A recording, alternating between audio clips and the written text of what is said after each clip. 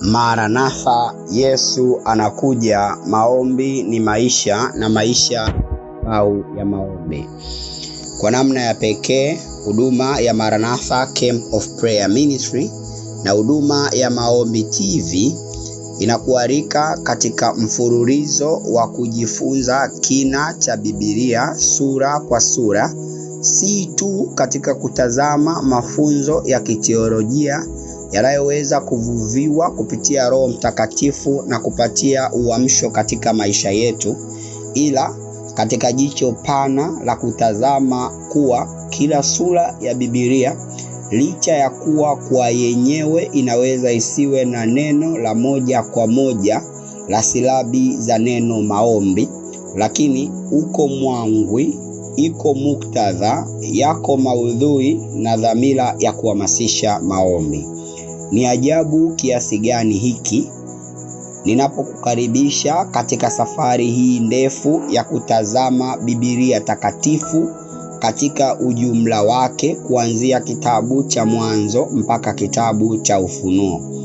Katika safari hii ambayo tutakuwa pamoja ya huduma ya Maombi TV na Maranatha Camp of Prayer Ministry, ambao sisi tunadumu kufundisha, kuamini na kuomba neema ya Mungu kuishi kuamini kuwa maombi ni maisha na maisha ni madhabahu ya maombi. Hivyo tunaenda kuanza katika kitabu cha Mwanzo sura yake ya kwanza na ule mstari wake wa kwanza mpaka mstari wake wa 4. Tunaenda kutazama jinsi ambavyo Biblia inaendelea kufundisha, kuhamasisha na kuonesha misingi ya kuwa maombi ni maisha. Biblia takatifu inasema, hapo mwanzo Mungu aliziumba mbingu na nchi, nayo nchi ilikuwa ukiwa tena utupu, na giza lilikuwa juu ya uso wa vilindi vya maji. Roho wa Mungu ikatulia juu ya uso wa maji. Mungu akasema, iwe nuru, ikawa nuru. Tuombe. Baba yetu na Mungu wetu wa mbinguni, tunakushukuru kwa upendo, fadhili, neema, haki katika asubuhi ya leo. Tunapoenda kutazama, kujifunza na kuhamasisha mioyo yetu kuelewa ya kuwa maisha ni maombi. Kawe nasi katika jina la Yesu, amina. Maombi ni maisha na maisha ni madhabahu ya maombi. Biblia takatifu inapoanza katika kitabu cha Mwanzo, huku wanatheolojia, wanagiolojia na wataalamu wote waaminio Biblia moja kwa moja kama jamii za Kikristo, na hata wale waitumiao Biblia kama kitabu rejea cha kihistoria au imani na sehemu za imani katika imani zao, wote wakubaliana ya kuwa kitabu cha Mwanzo kilichoandikwa na Nabii Musa ni moja kati ya vitabu vya misingi na mianzo ya mafundisho mengi ya imani nyingi. Hivyo, kwa kutazama kitabu cha Mwanzo ni kutazama mianzo ya theolojia za kiimani zinazoaminiwa na waumini duniani. Kwa kusema hivyo, kama maombi ni moja kati ya imani inayoaminiwa na imani nyingi zaidi za maombi na za imani duniani, hata zile ambazo huwa ni kinzani katika mafundisho yao makubwa, zote kwa zenyewe huamini maombi. Maombi ni maisha. Maisha ya kitabu cha Mwanzo sura ya kwanza yote huanza kwa kauli ya Mungu kusema. Hii humaanisha nini basi? Hapo mwanzo, kabla ya Mungu kusema, haimaanishi ya kukuwa na maisha, ila baada ya Mungu kusema, maisha yalifanyika kuwa bora zaidi. Natamani kurudia. Kitabu cha Mwanzo sura ya kwanza fungu lake la kwanza mpaka fungu la 4 ni mtiririko wa awali wa uanuai wa Mungu kuanza kuumba, yaani Mungu kusema. Kabla ya Mungu kusema haimaanishi ya kuwa hakukuwa na maisha, lakini kwa Mungu kusema maisha yalifanywa kuwa bora zaidi. Utakapoendelea kusoma Biblia yako, utasoma mtiririko wa Mungu kuendelea kusema na kuumba na kusema na kuumba na kusema na kuumba. Baada ya Mungu kusema, vitu vikawa. Mungu yeye alitoa kauli yenye uwezo wa kiungu, na kauli iliyokuwa na uwezo wa kiungu iliambatana na uumbaji wa nguvu ya kiungu ikaleta matokeo. Kwa kusema maisha yalianza. Kwa kusema maisha yalianza kufanyika. Maombi ni maisha. Maisha hayataanza mpaka pale utakaposema. Nini ninachosema? Kwa kuwa maombi ni kusema, basi maisha yako yataanza pale utakapoomba.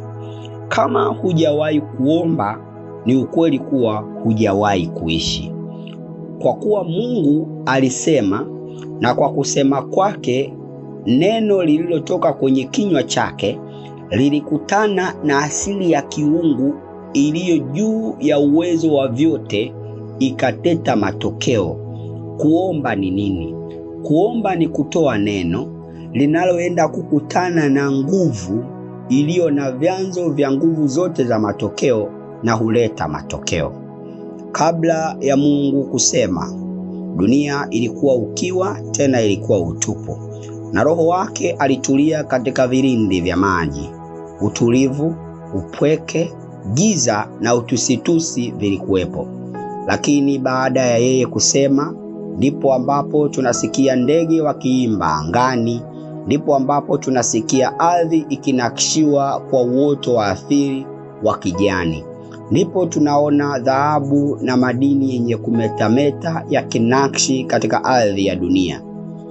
Maisha yako si kana kwamba hauishi, ila yapo katika hali ya upweke na katika kiza, katika utulivu, kama vile Roho wa Mungu alivyotulia katika vilindi vya maji. Lakini baada ya kuamua kuishi kwa kusema, yani kuomba, ndipo ambapo utaona maisha yanaanza kuwa na maana. Kwa kusema ndipo maisha ya dunia yalipata umaana. Na kwa kuwa tunaomba kwa kusema, na kwa kuomba kwako ndipo maisha yako yatakuwa na maana. Unapoendelea kutazama teolojia ya kila sura ikifunua kuwa maombi ni maisha, natamani kukuambia ya kuwa maisha yako yataanza kuwa na maana utakapoamua kusema. Kusema nini? Kusema maombi. Maombi gani? Maombi yatakayokutana na nguvu ya kiungu kuleta matokeo. Inawezekana uko mahali ambapo mpaka sasa unaona pana utulivu, sehemu ambayo unaona hapana bugudha, adha wala shida yoyote. Hakika hapo huoni umuhimu wa maombi. Na ndivyo utakavyosema, je, mbona Biblia hufunua katika kitabu cha Mwanzo 1:1 ya kuwa utulivu ulikuwepo? Lakini ni nani asiyejua utofauti wa mwanzo kabla ya Mungu kusema na baada ya Mungu kusema? Hakika ni ngumu sana kuthibitisha uwepo wa Mungu pasina uumbaji. Hii ni kusema ya kuwa Mungu alikuwepo kabla ya yeye kuonesha uumbaji wake, ila kwa kuumba kwake, yani kwa kusema kwake, kulifanya uthibitisho wa uwepo wake kuwa wazi zaidi. Teolojia hii inaweza ikawa ni ngumu kwa kutafakari, ila Mungu akusaidie kuelewa kuwa uwepo wako pia si kana kwamba haupo, ila kwa kusema na kuomba kwako, uthibitisho wa uwepo wako katika uungu na uwepo wako kunaweza kukawa rahisi mno kuthibitika. Mkristo aombaye hudhihirisha uwepo wake. Mkristo asiyeomba ni ngumu kuthibitisha uwepo wake. Maisha huanza kwa kusema. Kwa kusema kwa Mungu, sayari dunia ilianzisha maisha. Neno la uungu lilikutana na uweza wa kiungu. Leo hii, neno lako la kibinadamu linapokutana na uweza wa kiungu huanzisha maisha. Amua kuomba, kwa kuwa maombi ni maisha na maisha ni madhabahu ya maombi. Karibu kuendelea kuwa nasi kutazama theolojia ya maombi kila sura ya Biblia. Baba yetu na Mungu wetu wa mbinguni, tutunze watoto wako, tulete tena kesho katika jina la Yesu Kristo, yeye yule aitwaye Masihi. Amina.